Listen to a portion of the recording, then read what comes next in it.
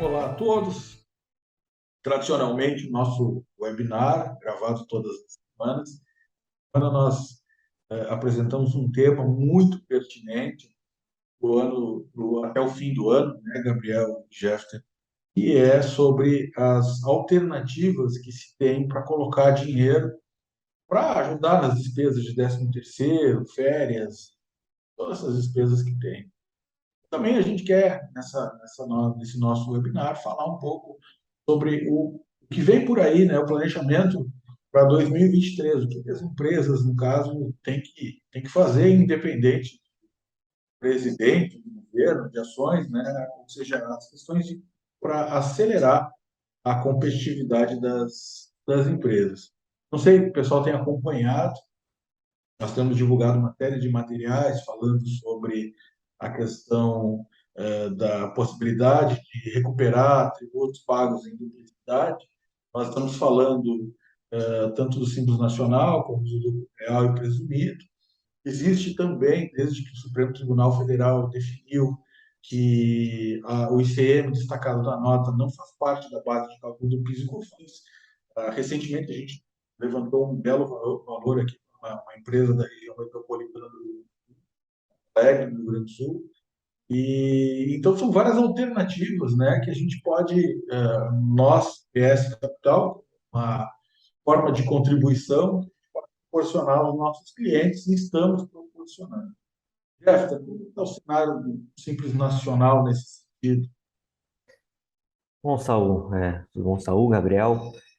No Simples, talvez seja até um dos pontos aí mais vantajosos para as empresas, agora que procuram a restituição em novembro, pois elas têm grande possibilidade, as empresas que pedem a restituição ainda no mês de novembro, de receber esse valor na sua conta bancária, o valor integral da sua restituição, até o dia 20 de dezembro, ou seja, no mês que vem, uma, 2 semanas antes de encerrar o ano. Então, Ou muito. seja, aí já, desculpa te interromper, no dia do pagamento da segunda parcela do 13º, né? Acaba havendo esse incremento de Isso, caixa. exatamente, né? Como eu vinha falando, então é uma oportunidade das empresas receberem um caixa a mais para auxiliar nessas dívidas, nessas contas de final do ano e também se preparar para as contas que iniciam em janeiro, né? Impostos e obrigações que as empresas têm a partir do início do primeiro competente de 2023. Então, está sendo bem interessante, as empresas estão buscando ali como uma forma extra de colocar como se fosse um 13º no caixa da empresa, para auxiliar, então, com suas contas, com suas obrigações, esse final de ano e início de 2023. Eu estava acompanhando a entrada dos contratos, entrou hoje um contrato do estado de Tocantins, né? Bem interessante, dando ali detalhes do projeto. E, Jeffter, eu me diz uma coisa, entregando o contrato até o fim de novembro, a tendência, né? Claro, a gente tem ali 24 horas para fazer a nossa apuração tradicional, a tendência é receber até o dia 20 de dezembro. É isso? Então, como eu tinha falado, os pedidos de restituição devem ser feitos até o último dia útil de novembro. Então, não adianta, claro, como a gente falou, o contrato não adianta entrar aqui no último dia útil. Tem que ter a documentação da empresa, toda a informação da empresa para poder ser entregue e pedida a restituição até esse último dia útil.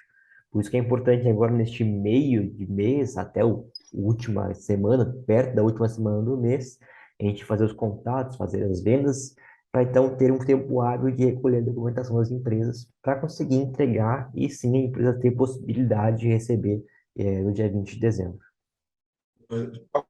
Dia 30 de novembro é o último dia para entrar com documentações, né? E nós nos viramos aqui, correndo atrás do tempo, tem que cumprir.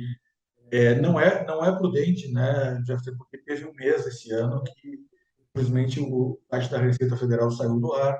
2 meses. O prazo bom é 25, no máximo 25 de novembro, para entrar com os contratos, né, para a gente poder ter folga, para poder fazer o trabalho. Eu tenho muito orgulho da Ilha do Simples Nacional, na PS Capital, porque a gente tem realmente um tempo recorde. E hoje, particularmente, nós estávamos recentemente falando com Maria, que é um município gaúcho, e um aliançado perguntou sobre a questão do trabalho, né, Jeff? Eu acho que era importante te esclarecer. Perguntou assim: vem cá, vocês trabalham por amostragem? por ter essa velocidade toda. Isso é uma coisa que até nos chateia de responder, porque a gente fica bravo, né? Porque amostragem é coisa de picareta. Mas explica como é que é o trabalho de família. É um contador de uma empresa, de um potencial cliente nosso, perguntou como é que a gente faria o trabalho, sendo que muitas empresas têm cadastros incorretos. Como é que a gente saberia, então, se o cadastro daquele produto está certo ou não? Aí a resposta é muito simples. O nosso software ele consegue separar os produtos que a empresa vendeu nos últimos 5 anos, ou até nos últimos quantos anos nós quisermos. Ele consegue nos separar por NCM, por código EAN, que é, no caso, o código de barras, e também pela descrição do produto. Então, a gente consegue verificar se realmente a descrição bate com a NCM, que bate com o código de barras, e verificar se aquele produto realmente é monofásico, conforme está escrito lá na NCM dele, se o cadastro está correto de forma correta, de forma abrangente, se o cadastro daquele produto é o que realmente é aquele produto. Então, a gente não faz trabalho para amostragem, a gente sempre bate muito no pé falando de XML, é um pouco chato, vou te falar assim, com os clientes, para acessar a máquina deles virtualmente, se preciso, para fazer recolhimento, às vezes a gente tem centenas, milhares de NCMs, a gente já pegou empresas, uma padaria que tinha mais de 200 mil cupons fiscais emitidos, então foi quase um dia inteiro só para o computador entender, só para o sistema ler aquela uma a uma cupom fiscal, mas sendo assim, a gente prefere muito fazer isso, que demore um pouco mais, 2 dias a mais, mas não fazer jamais por amostragem. Ou seja, não gostei de problemas, né? Exatamente. Gabriel, como é que está a questão do lucro real e lucro presumido para esse final de ano? Existe, assim, expectativa? As empresas têm condições essas empresas de maior porte têm condições de fazer um caixa ainda para ajudar nas despesas de 13º, férias, e tantas outras?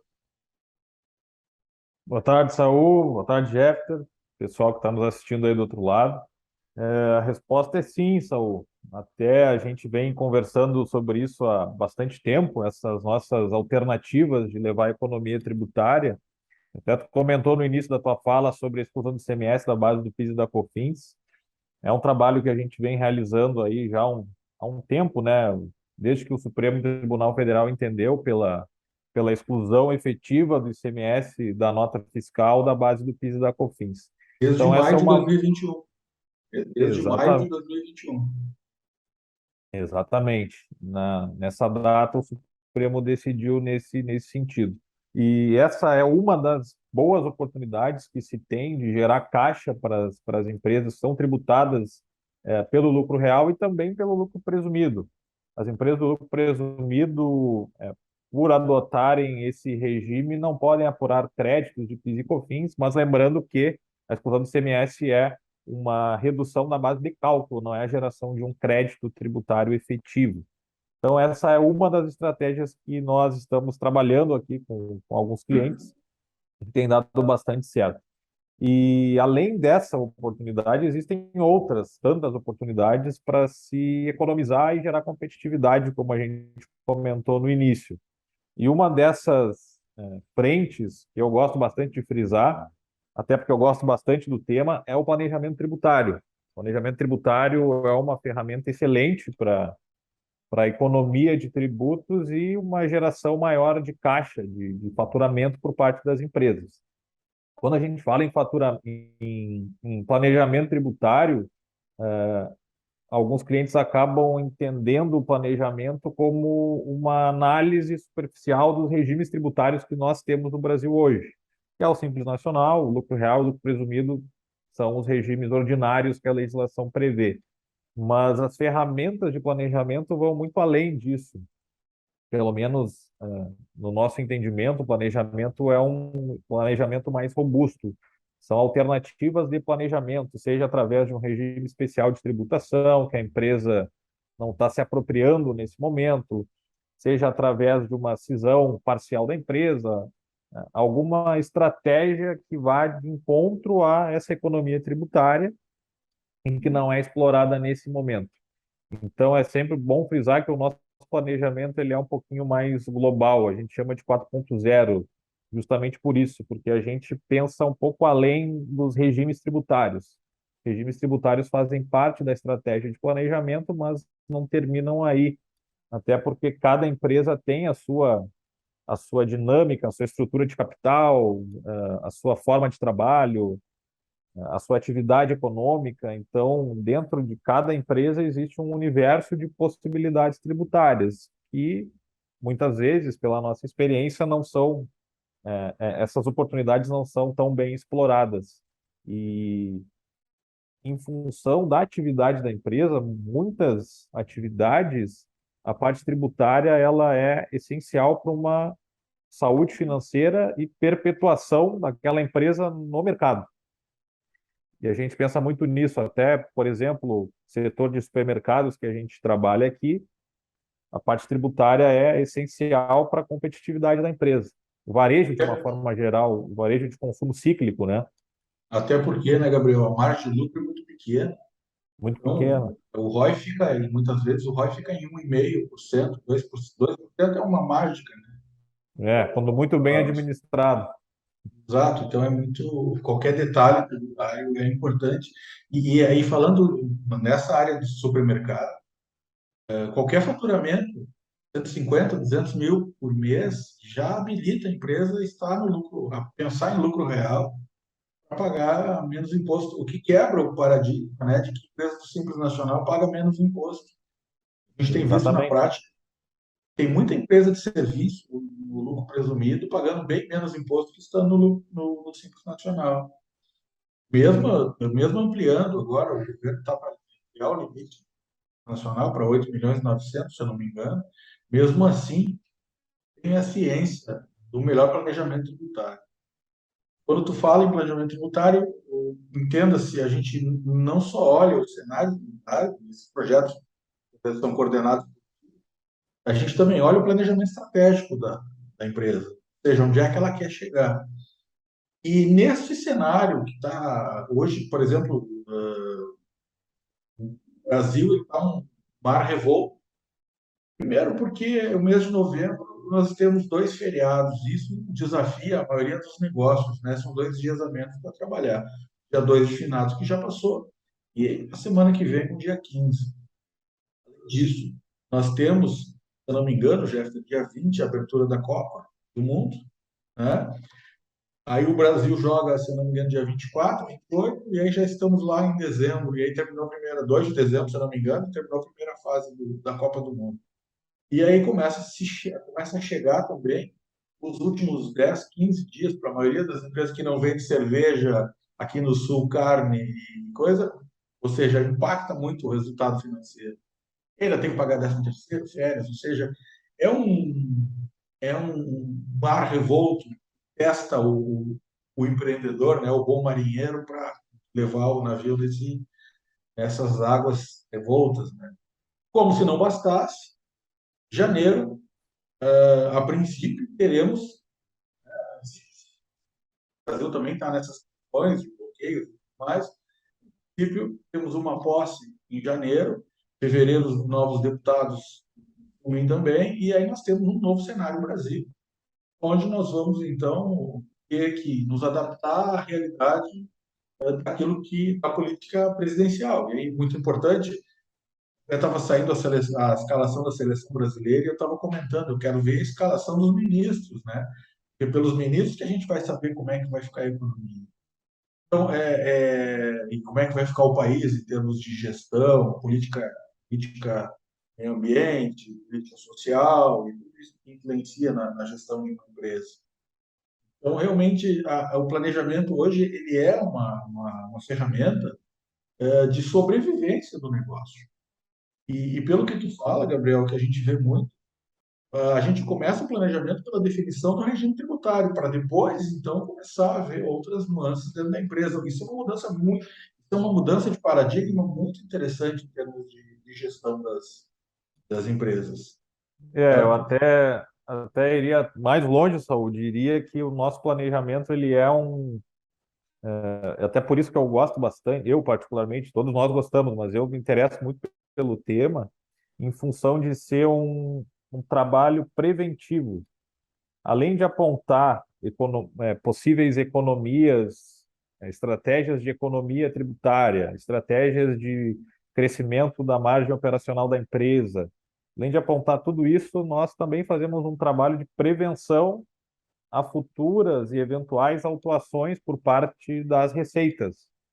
O que a gente vê na prática? Muitos empresários acabam adotando um planejamento mais trivial, sem a existência do que a Receita chama de propósito negocial, o que é contestável, não existe uma lei que regulamente o propósito negocial, mas sem entrar no mérito, e acabam sofrendo uma autuação, uma desconsideração, reconhecimento de grupo econômico ou algum negócio jurídico indireto, tudo que a Receita gosta de ver para executar essas autuações. Então, é muito mais interessante um trabalho global no sentido de, além de potencializar o resultado, evitar o risco. É um trabalho preventivo e progressivo para frente, olhando para o futuro, para o crescimento da empresa.